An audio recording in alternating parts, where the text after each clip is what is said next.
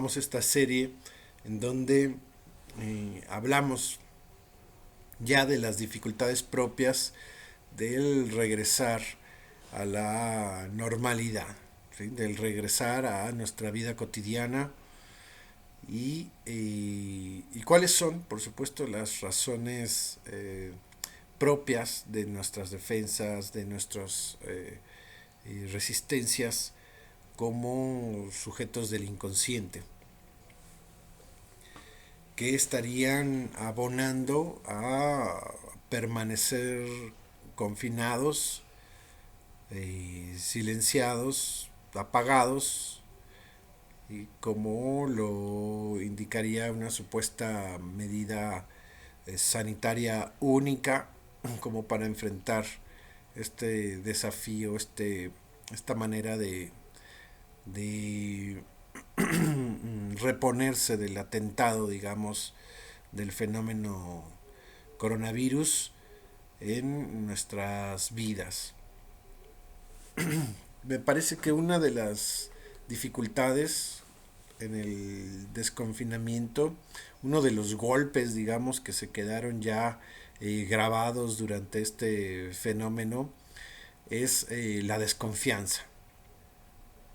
Podría decir la desconfianza generalizada, ¿no? Que se encarna ahora principalmente pues en el virus, pero como es un virus que no se puede apreciar, entonces es un virus que suponemos en nuestros prójimos, en los compañeros, en los semejantes. Y entonces se ha generalizado una desconfianza y se quiere instalar esa desconfianza como la base del lazo social.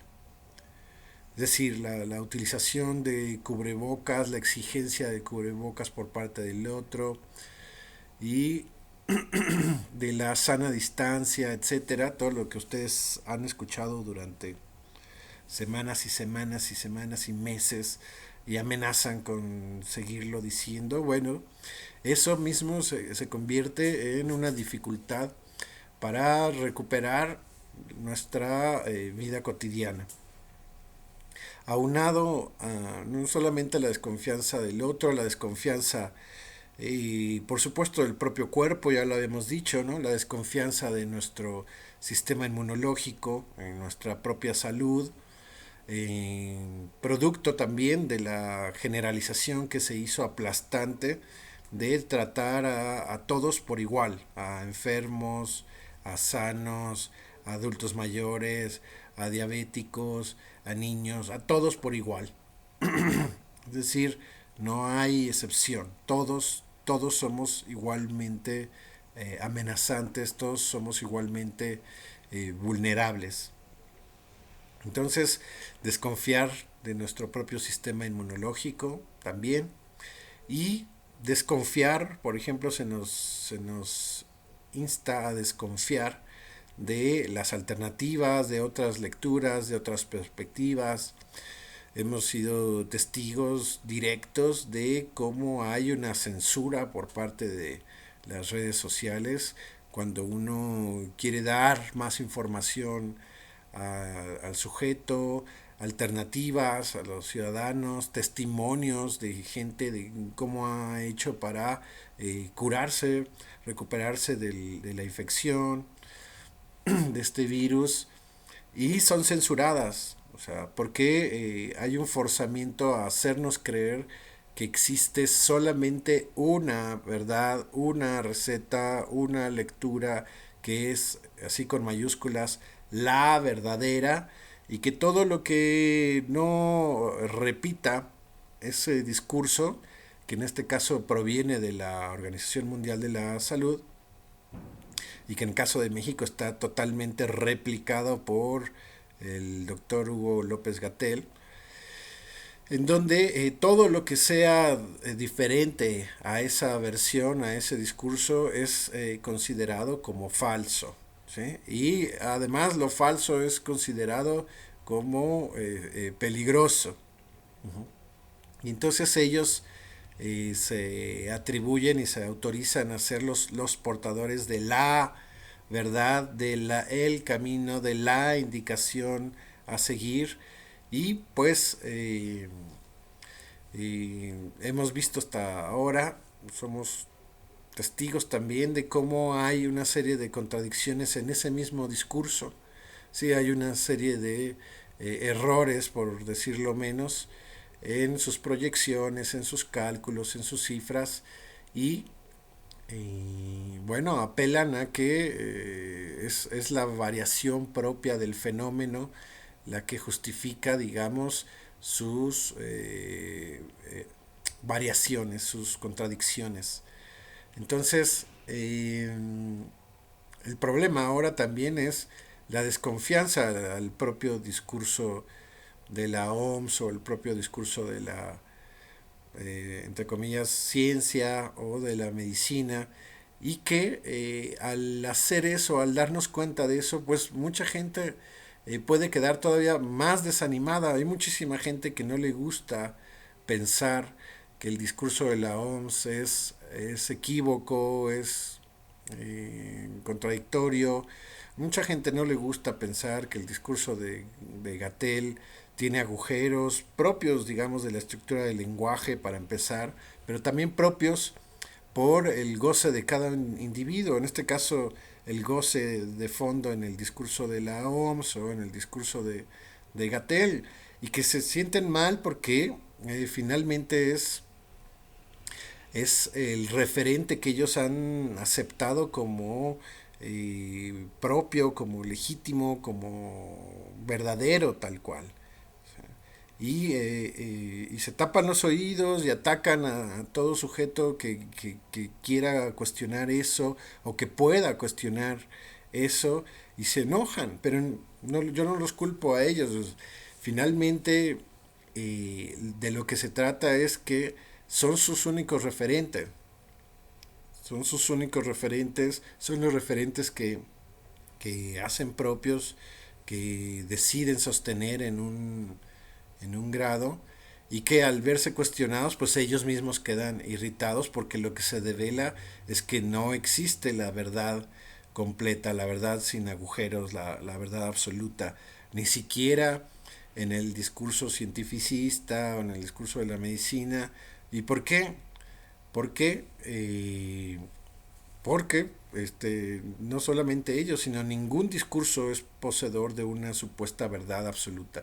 No hay una relación entre la verdad unívoca, entre la verdad humana y, digamos, la dinámica caótica propia del universo y de la naturaleza, ¿no? Pero bueno, retomando el punto, la afirmación es que una de las dificultades para en el desconfinamiento es esta incertidumbre, ¿sí? Y esta ausencia de referente confiable. Ni siquiera la OMS, ni siquiera ahora ya a estas alturas, el doctor Hugo López Gatell es realmente confiable. No hay una garantía de lo que diga es absoluto. Sí, él mismo lo hemos visto en sus contradicciones en relación a realmente banalizar la utilización del cubrebocas como medida preventiva, etcétera. ¿Sí? Hay agujeros en todos los discursos, en el mismo psicoanálisis hay agujeros, ¿sí? Pero el psicoanálisis, a diferencia de los demás, no pretende borrar esos agujeros, ¿sí? No pretende eliminarlos, desaparecerlos de lo que es la estructura propia del lenguaje y del sujeto del inconsciente. Lo que hace el psicoanálisis es advertirnos de que esas verdades, esos absolutos, son posibles si y solo si uno les da a través de una cierta dosis de fe una consistencia, ¿sí? Incluyendo al discurso psicoanalítico. ¿Sí? Insisto, la diferencia es que el discurso psicoanalítico introduce, advierte al sujeto de que ese agujero está sostenido por el goce de cada uno de los individuos, y en un proceso analítico, en un psicoanálisis, uno va percatándose de cómo ha influido ese goce personal de cada quien en las verdades que vino sosteniendo durante toda su infancia y durante toda su vida y en su actualidad. Así que, bueno, eh, esa sería una de las razones, uno de los factores extras. Es como si el regresar a la realidad fuera a regresar a una realidad más cruda, una realidad donde los semblantes son más débiles, donde el otro aparece como muchísimo más amenazante y donde el deseo propio aparece mucho más impotente, más débil en muchísimos casos. Y el desafío es cómo en estas circunstancias relanzar nuestro deseo, nuestro querer, nuestro disfrute en estas, entre comillas, nuevas circunstancias. Entre comillas porque siempre ha sido así. Lo que pasa es que ahora se ha recrudecido muchísimo más. Esa es la diferencia. ¿Sí? Pero el mismo Lacan nos advertía de esta época como la época del declive de los nombres del Padre. Y podemos decir que es a través de los nombres del Padre donde se pueden encontrar ciertas verdades, entre comillas, subjetivas sólidas. Pero si estas se debilitan y van cayendo y cayendo, ¿sí? Y además se alimentan con ciertas ideologías oficiales en donde nos animan a desconfiar del otro, a desconfiar del cuerpo propio, ¿sí? A desconfiar del futuro, ¿sí? Cuando nos insistan y nos agregan de que este virus no se va a terminar y además se van a agregar otros y otros y otros y otros, en donde eso pues no será no es ninguna novedad, pero la manera en como lo presentan tiene al menos como efecto el provocar la desconfianza que tiene la gente en el otro simbólico, imaginario, pero finalmente desconfiar en el otro. Y por supuesto que, como decía hace un momento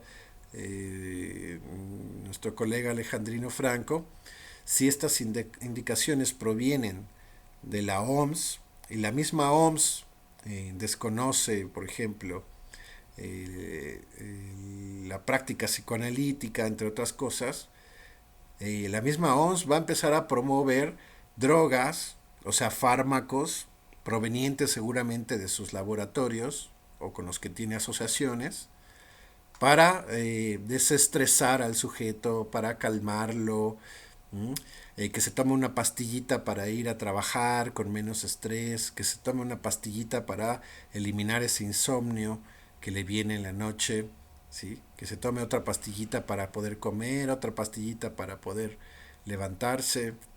Y bueno, intentando ser ese discurso, el discurso único, el discurso absoluto. Y en el caso de la OMS, tal cual, por lo menos ya falló en algún sitio.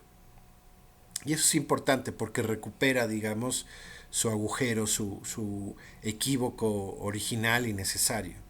Por lo menos por parte del gobierno de Estados Unidos ha sido cuestionada la OMS, ¿sí? Fuertemente. Ha sido cuestionada y responsabilizada en gran medida por el haber permitido de una u otra manera la propagación de ese virus, que además, en este caso, es también agregada la acusación de que ese virus no es de una fuente propiamente o únicamente proveniente de la naturaleza, sino que ha tenido ya una alteración por parte del ser humano a través de los laboratorios. Y hay acusaciones formales, no lo estoy inventando yo y no es ninguna conspiración, hay acusaciones formales entre China y Estados Unidos, ¿sí? De quién es el responsable de haber manipulado un virus con ciertas partes naturales, ¿sí? Alteradas a través de un laboratorio humano en Wuhan, muy cerca del mercado donde se venden los animales vivos. Eso no lo digo yo, eso está documentado y lo dicen China y lo dice Estados Unidos. para recordarles algo, hace unos 2 días, el mismo Gatell decía que, bueno, que esto era comparable a los fenómenos de la naturaleza, como los huracanes, los terremotos, etcétera, lo cual es evidentemente falso, porque ningún huracán y ningún terremoto y ningún fenómeno de la naturaleza ha provocado un movimiento social y político como el que estamos viviendo ahora. Simplemente desde ahí, ¿sí? Podemos ver que no se trata realmente de un brote meramente natural. Es muchísimo más semejante a lo que ellos mismos también, bueno, ellos mismos, en otros ejemplos, han localizado como una guerra mundial, ¿sí? Como un atentado del hombre contra el hombre. Este fenómeno es mucho más parecido a los atentados que hemos vivido de la humanidad contra la humanidad, no de la naturaleza contra el ser humano, ¿sí? Sino del hombre contra el hombre. Eh, la peste negra, bueno, podríamos decir que ese sí proviene de la naturaleza y tiene dimensiones que no se comparan con esta. ¿Sí? No se compara con las medidas y con el alarmismo que en aquel momento sí debió haber tenido y que en esta ocasión no amerita. ¿Sí? No se está muriendo la mitad de la población, ¿verdad? Es un virus del cual la super gran mayoría que lo adquiere se puede recuperar, ¿sí? Pero ese no es el acento en la publicidad y en las medidas de prevención que se hace, sino todo lo contrario, ¿no? Acentuar la desconfianza, el miedo, la vulnerabilidad y la necesidad, esta es la clave, de tener ese discurso, el de la OMS, en este caso el de Gatell, como el único referente, como lo más cercano a la verdad objetiva, y hay mucha gente que es como tal creyente o que realmente está en una población muy vulnerable, que no le queda de otra más que intentar agarrarse de eso. Uh-huh. Lo cual no justifican que empiecen a arremeter contra todos los que no están de acuerdo con ese discurso. ¿Sí? Empiezan a juzgar a la gente que está en la calle, que tiene que salir, y no nada más por necesidad, sino por salud mental, por ejemplo. ¿Sí? Pero el mismo Gatell y la misma OMS ahora acusan a la clase trabajadora, a la clase que necesita trabajar todos los días, como los responsables de que el virus siga desplegándose por el mundo, ¿no? Entonces también hay un argumento ahí clasista, ¿no? Que si estamos como estamos, o si no se ha terminado, o si no llegamos al pico en el momento en que se había pronosticado, es por culpa de la gente que tiene que salir a trabajar, o sea, por la clase media baja. Hay también una acusación ahí clasista que se está permeando todos los días, con los datos que dan en la televisión, agregan el dato de es por culpa de los que necesitan salir a trabajar que esto no se detiene. O sea, entonces, también hay un argumento en sus explicaciones y en el cómo justifican que sus cifras se sigan prolongando y prolongando y prolongando para finalmente mantener una especie de nuevo status quo, un nuevo estatus de seguridad y de estabilidad, donde el sujeto tiene que estar ahí en el búnker, ¿sí? Ahí encerrado por su bien, ¿no? Para poder vivir. ¿Sí? Es una de los argumentos o del ideal de cierta gente de cómo vivir o cómo estar en estos momentos. ¿Sí? Con miedo y encerrados y esperando la voz del nuevo aviso. ¿No? Pero en ningún momento hay señales alentadoras de que se va a poder lograr finalmente una recuperación total del cómo se estaba viviendo. ¿Sí? ¿A quién le conviene todo esto? Es una gran pregunta que la gente ha olvidado. ¿A quién le conviene todo esto? ¿Qué pasó ¿De dónde vino? ¿Sí? La gente ha olvidado eso porque no quiere pensar.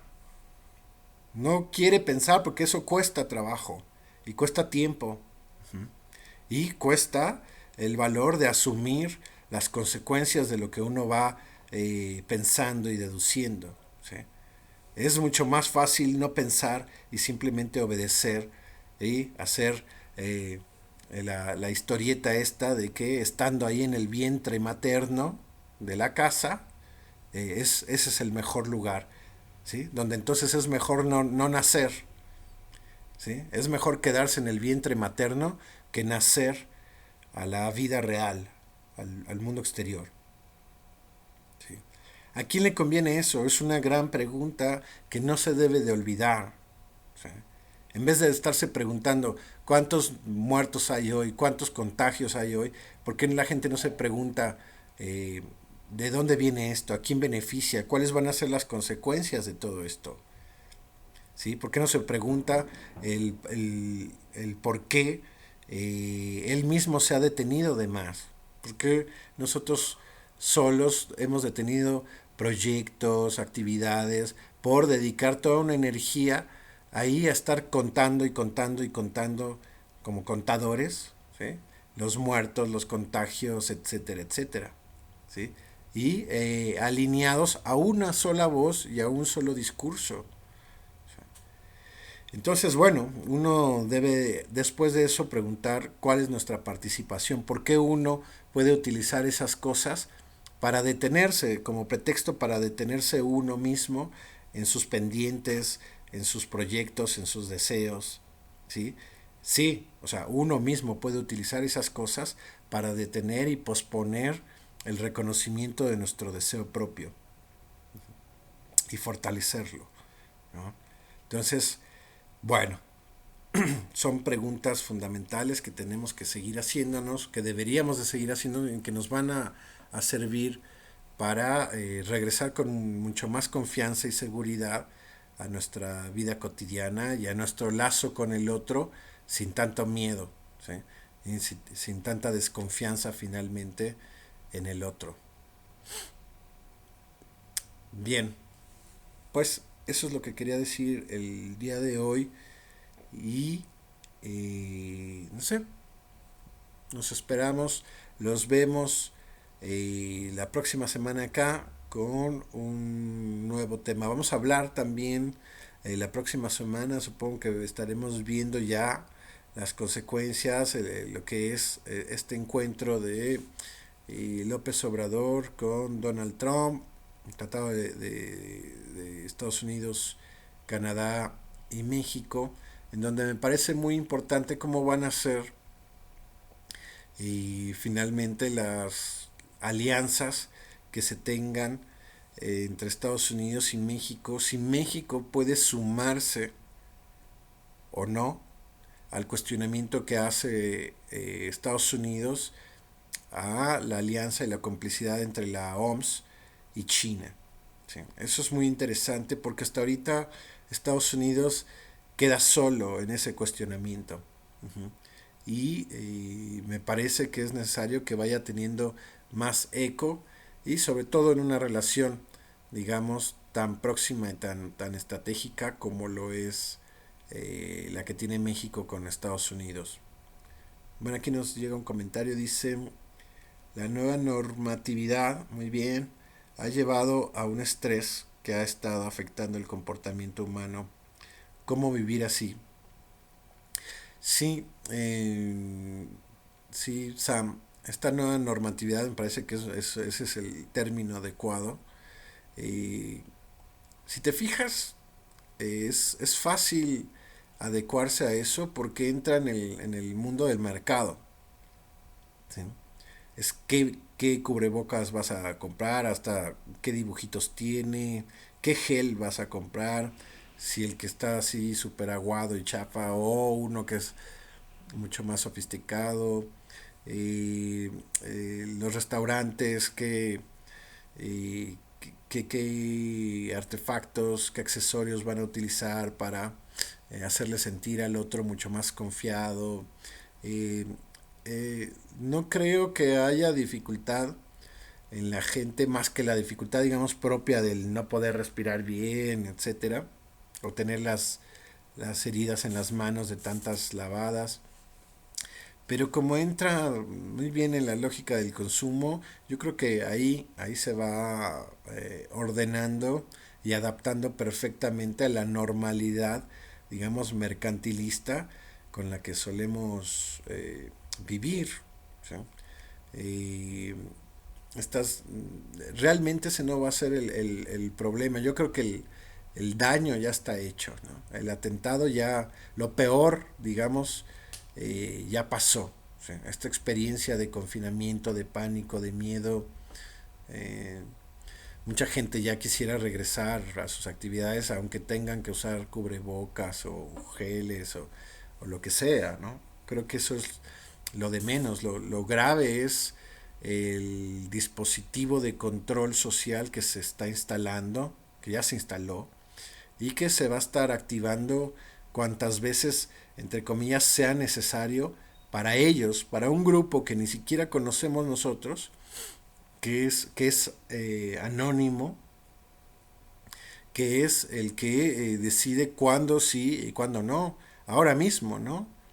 El cuándo es rojo, cuándo es naranja, cuándo es amarillo y cuándo es verde, no hay ningún consenso eh, plural al respecto. Lo deciden algunos y de manera arbitraria. O sea, eh, realmente ese es el problema, ese dispositivo, ¿no? Que en cualquier momento te ponen el rojo, haya o no haya un virus. ¿Sí? Y el problema de eso, del rojo, es que queda, queda el sujeto que contradiga eso, queda estigmatizado, ya lo ven. Pueden llegar a matarlo, como en el caso de Giovanni, o pueden agredirlo, etcétera, discriminarlo. Y que la arbitrariedad con la que una persona puede decir cuándo sí, cuándo no. Ya no es suficiente el argumento de que sí hay disponibilidad de camas, de hospitales, de que, etcétera. No es suficiente. Antes el temor es que no hubieran hospitales y camas.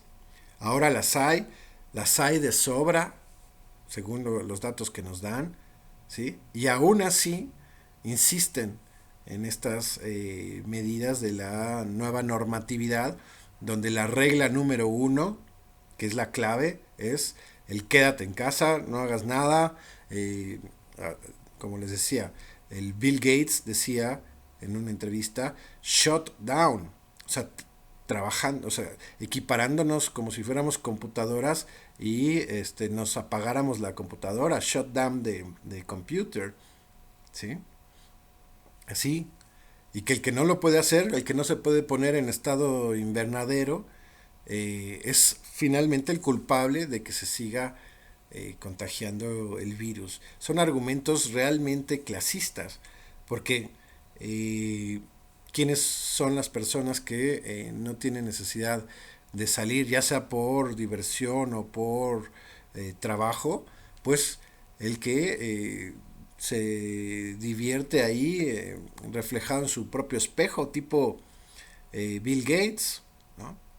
Donde considera que todo, yo porque vi varios documentales de él, pero el tipo sancionando cualquier otra idea que vaya diferente a la suya como la más estúpida del mundo. Un tipo con un ego y una soberbia de ese tipo no goza de estar en la calle, de estar con nosotros. Goza de estar ahí pegado en su propio espejo, besándose su propia boca. ¿Sí? Y entonces ponen a ese sujeto como un modelo, ¿no? Seguir. El que puede estar ahí gozando de su propia imagen, de su propia boca, ¿sí? Sin necesidad de salir. ¿Sí? Pero si nos promueven que ese es el modelo ideal, pues entonces podemos imaginar quién diseñó, dejen ustedes el virus, quién diseñó las medidas políticas y sociales para enfrentar al virus. Podemos imaginar, deducir con qué tijera recortaron toda esta política social que han impuesto. Lo importante me parece es percatarse de eso y hacer alternativas, no aplastarnos, no dejarnos aplastar por medidas que van en contra de nuestro propio camino y nuestro propio deseo. Esto que les digo es clásico, es independientemente de que estemos en el coronavirus. ¿Sí? Tal vez ahora con mayor fuerza, pero de por sí tenemos que estar muy advertidos de no dejarnos aplastar por el deseo del otro, y más aún cuando uno lo introyecta y lo hace finalmente nuestro, nuestro yugo, ¿no? Nuestro guía en la vida. Así que, bueno, sería así, en esa misma línea. Insisto, hay que estar muy atentos al papel que va tomando México al respecto, pero el mal ya está hecho. Ahora se trata de ir reduciendo los daños y de ir recuperando la confianza en uno y en el otro, ¿sí? En nosotros mismos y en el prójimo, ¿sí? Y estar desconfiando más y más de los poderes del nuevo virus, ¿sí? Y no olvidar, digamos, los poderes de todos los otros agentes con los que nos lo tenemos que ver en la vida cotidiana para poder vivir y sobrevivir.